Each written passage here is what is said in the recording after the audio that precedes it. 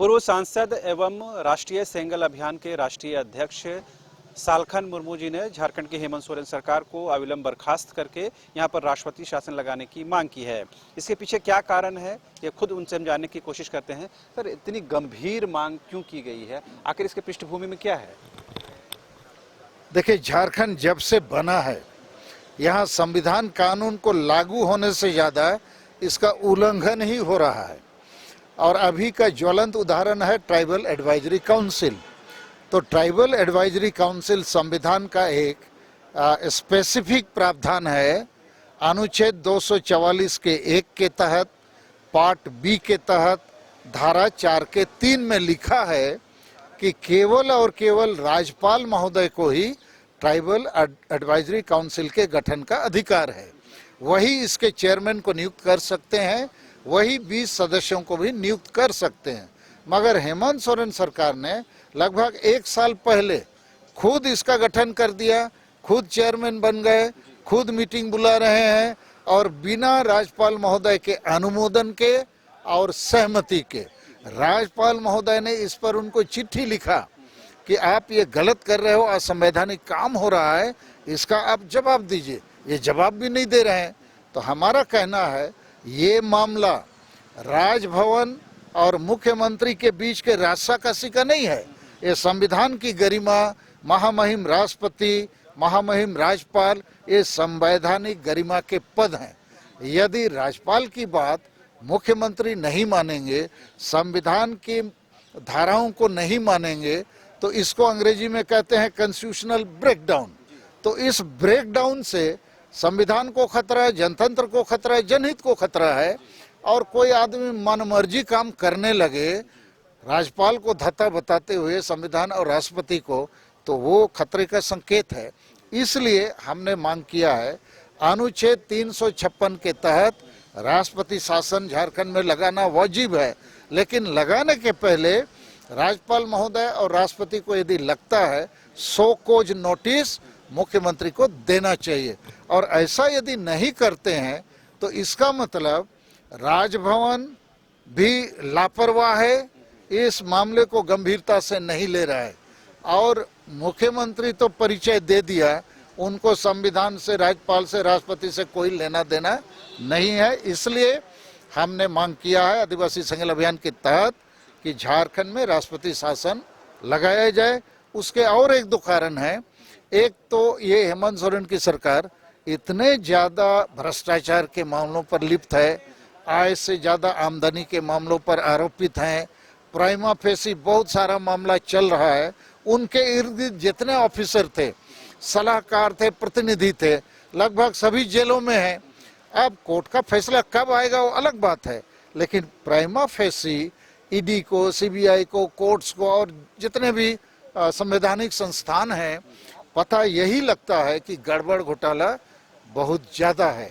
तो ऐसे सर, आप कहना चाह रहे हैं कि झारखंड में जो शासन व्यवस्था चल रही है वो संविधान के अनुरूप नहीं चल रही है। तो अब क्या राज्यपाल को ही डिसीजन लेना है, राजभवन को कोई कठोर डिसीजन लेने की बात कह रहे हैं आप? बिल्कुल कठोर डिसीजन लेना चाहिए, नहीं तो राज्यपाल के ऊपर भी संविधान को खिलौना बनाना, संविधान के मामले पर उसकी जो गरिमा है उसको नज़रअंदाज करने का मामला बनता है ना। क्योंकि ये सरकार अभी मेरे हिसाब से बैलेंस आउट हो गया है। अभी ये 1932 का खतियान और क्या क्या जो घोषणा हो रही है, ये संविधान कानून के अनुरूप नहीं है। और सीएनटी एसपीटी कानून के खिलाफ भी इन्होंने एक कानून बना दिया और बहुत सारी चीज़ें हैं।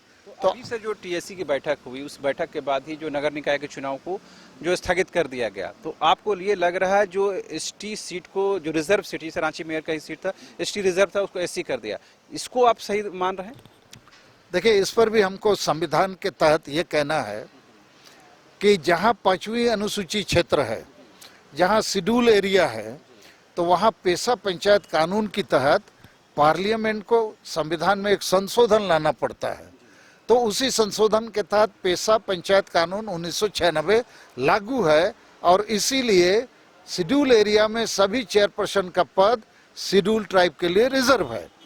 तो उसी प्रकार नगर निकाय चुनाव के लिए भी पार्लियामेंट में एक संशोधन की जरूरत है जो अभी नहीं हुई है। वो अनुच्छेद 243 ZC3 के तहत होना है। जब वैसा अनुशंसा हो जाएगा संविधान का संशोधन, तो नगर निकाय चुनाव में भी शेड्यूल एरिया में सभी चेयरपर्सन का पद आदिवासी के लिए आरक्षित होगा, जिसमें रांची नगर निगम का भी सीट आता है। मतलब आप इसके पक्ष में हैं कि जो अभी सीट रोटेशन वाइज बदल दिया गया है? नहीं, ये रोटेशन सब ये सब गलत है, गैर संवैधानिक मामला है।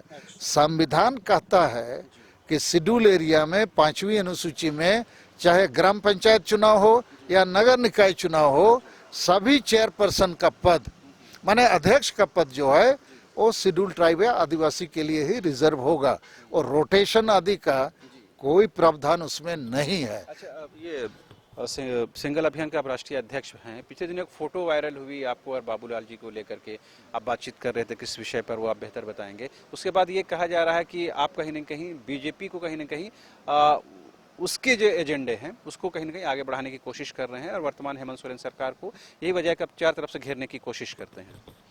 देखिए, हम आदिवासी एजेंडा को लेकर झारखंड, बंगाल, बिहार, उड़ीसा, असम में लगातार काम कर रहे हैं। आदिवासी सिंगल अभियान का ये है मकसद। तो आदिवासी एजेंडा के साथ अभी द्रौपदी मुर्मू जी महामहिम राष्ट्रपति, माननीय प्रधानमंत्री नरेंद्र मोदी जी आदिवासियों के मामले को रोज लगा रहे हैं, रोज उठा रहे हैं। तो हमको पूरा भरोसा है इन पर कि इनके मार्फत जो आदिवासियों को न्याय और अधिकार मिलना है, मिल सकता है। Congress party, JMM party, Lalu party, इन लोगों से हमको कोई उम्मीद नहीं है, क्योंकि इन लोग संविधान कानून को तोड़ने का काम कर रहे हैं। और इसीलिए हम बाबूलाल मरांडी जी हों या देश के बड़े बीजेपी के जो नेतागण हैं, हम उनके संपर्क में हैं। उनको हम कन्विंस करना चाहते हैं कि सरना धर्म कोड को आप मान्यता दीजिए, उसी प्रकार संताली भाषा को झारखंड में प्रथम राजभाषा बनाइए, उसी प्रकार असम के जो झारखंडी आदिवासी हैं उनको एसटी बनाइए, झारखंड को अबुआ दिसम अबुआ राज्य बनाइए, और आदिवासी स्वशासन व्यवस्था में भी सुधार लाइए। तो ये लोग विचार कर रहे हैं, हमारी बातों को सुन रहे हैं। मतलब जो मुलाकात हुई उसके पीछे कोई राजनीतिक पॉलिटिकल एजेंडा नहीं है? नहीं, पॉलिटिकल एजेंडा है ना।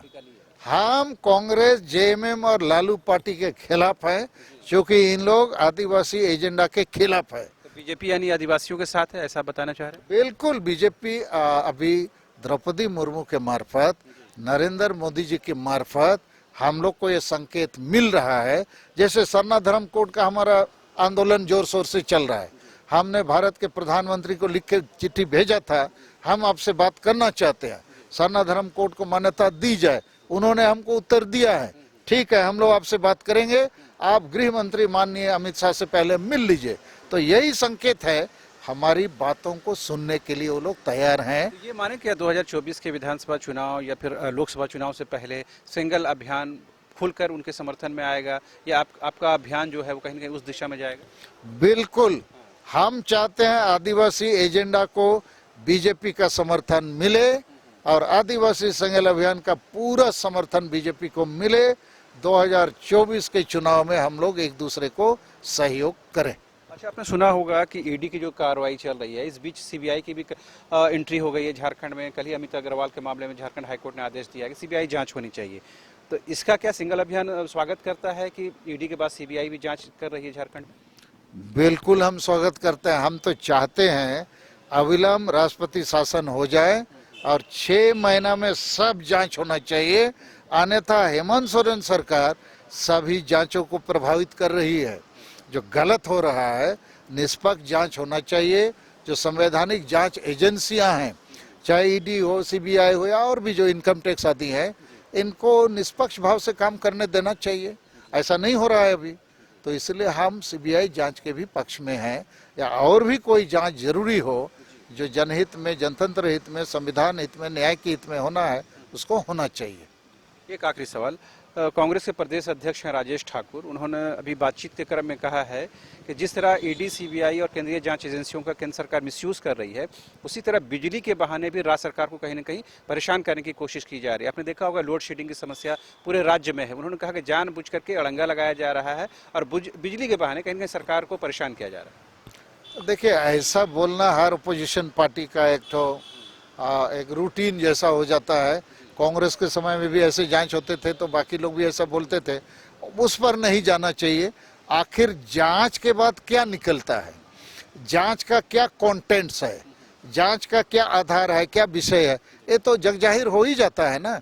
और कोई भी जांच, फॉल्स जांच यदि आप करेंगे किसी को परेशान करने के लिए, तो अंततः वो सामने आ जाती है। इसलिए ऐसा बोल देना मुझे लगता है बहुत वाजिब नहीं है। सालखन जी, एक प्रश्न याद आ गया। अभी 2-4 दिन पहले ही मुख्यमंत्री हेमंत सोरेन ने उत्पाद विभाग की समीक्षा की और उन्होंने कहा 15 दिन को अल्टीमेटम अधिकारियों को दिया है कि जो रेवेन्यू लॉस हो रहा है उस पर आप कार्रवाई कीजिए।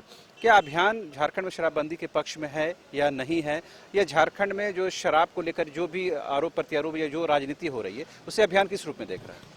देखिए, झारखंड में तो शराब बेचना, खरीदना, पीना बंद हो जाना चाहिए। ये शराब जो है, नशापन जो है, आदिवासियों के लिए जंजाल है, मृत्यु है, विष है। और हेमंत सोरेन या शिबू सोरेन पिता पुत्र 5 बार सीएम बने, इनको तो पहला काम करना चाहिए था झारखंड में एकदम शराब बंदी। और ये अभी बात कर रहा है कि शराब ज्यादा बेचो, रेवेन्यू ज्यादा है, मतलब ज्यादा आदिवासी को नशे में ले जाओ, मार डालो, तो मैं इसका विरोध करता हूँ, ईमानदारी से विरोध करता हूँ। चाहे सत्ता में हो या सत्ता के बाहर हो, झारखंड से शराब को बंद करना चाहिए, नशापन को बंद होना चाहिए, अंधविश्वास को बंद होना चाहिए। डायन प्रथा के नाम से रोज लोगों को, निर्दोष महिलाओं को नंगा करना, मारना, प्रताड़ित करना, ये सब सामाजिक बुराइयां जो हैं, हेमंत सोरेन सरकार से उम्मीद थी इस पर ये कुछ काम करेंगे। लेकिन आपने जो सवाल पूछा कि और शराब बेचो, ज़्यादा आमदनी बढ़ाओ, इसका मतलब क्या है? और आदिवासी को ज़्यादा शराब पिलाओ, मार डालो, तो ये गलत है। तो आपने सुना, ये थे पूर्व सांसद सालखन मुर्मू जी, जिन्होंने साफ तौर पर कहा कि हेमंत सोरेन सरकार के रहते हुए झारखंड में जो भी भ्रष्टाचार हुए हैं उसकी निष्पक्ष जांच नहीं हो सकती है। लिहाजा केंद्र सरकार 356 आर्टिकल इंप्लीमेंट करके राज्य सरकार को बर्खास्त करे और यहाँ पर राष्ट्रपति शासन लागू करे। उसके बाद यहाँ पर जो भी घपले घोटाले हुए हैं उसकी निष्पक्ष जांच कराई जाए। यही एक बीच का रास्ता हो सकता है। फिलहाल मुझे और मेरे कैमरा सहयोगी राजा को दीजिए इजाजत। नमस्कार।